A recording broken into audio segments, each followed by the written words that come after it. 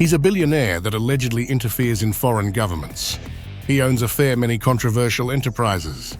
Him and news headlines around human rights go hand in hand. He is American, but his roots are not. Now guess who are we talking about, Elon Musk or George Soros?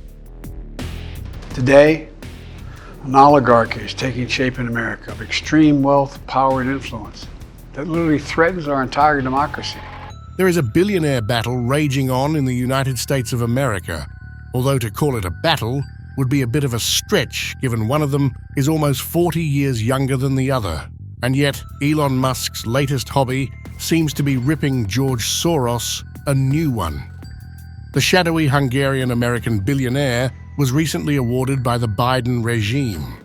The 94-year-old was honored with the Presidential Medal of Freedom, the highest civilian honor the US government bestows. On the other hand, Elon Musk is days away from becoming a Trump government official. His skills go beyond naming his department, though.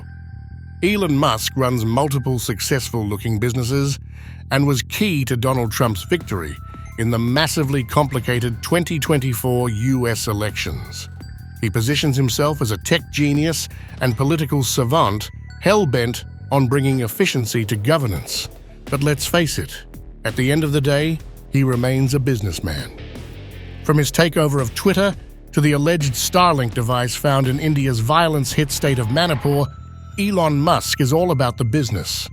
Elon Musk Modi के प्रशंसक है, वो अपनी जगह पे है, मूलतः वो भारत के प्रशंसक है. However, the Starlink device allegedly found in remote reaches of the northeast Indian state has become bad for business. The fact is, Musk's idea to provide cheap and fast internet to the whole world is praiseworthy.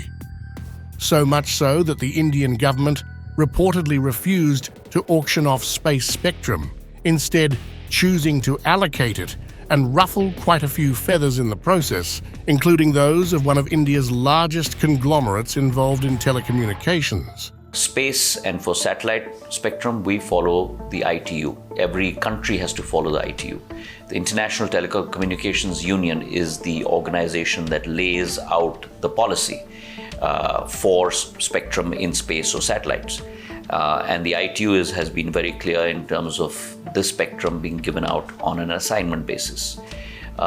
In addition, if you look across the world, today I cannot think of a single country that auctions spectrum for satellite. It's all assigned administratively across the world. The third, on a technological basis, and I do not profess to be an engineer, however, please do understand that when you're talking about spectrum at that level, which is above 7-8 gigahertz, at that point of time, that spectrum is only spectrum that can be shared. And so therefore, if there's a spectrum that is shared between Amar and Joshiji, how can you then auction it? Elon Musk, on the other hand, was relying on getting a fast-track license to operate his Starlink in India. We are no geniuses here in the newsroom, and honestly don't quite understand the science. But it involves something along the lines of beaming the internet straight from a satellite in space to all of us still crawling in the mud. The problem is, satellite phones are illegal in India after they were used to pinpoint targets in the horrific 26/11 Mumbai attacks. Here's where the license from the Indian government would have massively helped the US billionaire. But then came the Manipur hiccup, and so began Elon Musk's latest round of rants against George Soros. Confused? Let's break it down.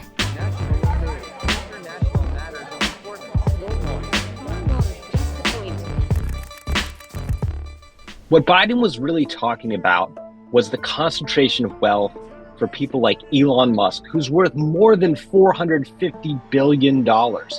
Oligarchies, in particular, are about serving the rich. And what Biden seemed to be suggesting is that if you serve the rich, that's going to come at the expense of people. The single largest party in India, dominating the ruling National Democratic Alliance, is the BJP. The saffron, right-wing party has often alleged the direct or indirect involvement of Soros in undermining democracy. Soros और Congress party की वरिष्ठतम नेतृत्व का क्या संबंध है और Soros और सोनिया गांधी, श्रीमती सोनिया गांधी जी का क्या संबंध है? From allegations of links between India's main opposition party, the Congress, and George Soros, to claims of the billionaire funding anti-nationals in Manipur, many conspiracy theories have been floated. However, there has been zero concrete proof presented. I think it is the most ridiculous thing they could come up with. They're talking about some 1994, nobody has any record of it. I don't know what they're talking, nobody knows what they're talking about. The only reason they're doing it is they do not want to discuss Adani. वहां बैठ के समझ में नहीं आया था या बुद्धि नहीं खुली थी या कहीं ऐसा तो नहीं कि 12 घंटे के बाद सोरस सीक्रेट सर्विस से कोई सिग्नल आया था कि अगले दिन सुबह 12 घंटे का वीडियो 12 सेकंड का वीडियो जारी करना है. Soros is the monster lurking in the shadows of Indian politics, and Trump may have understood it.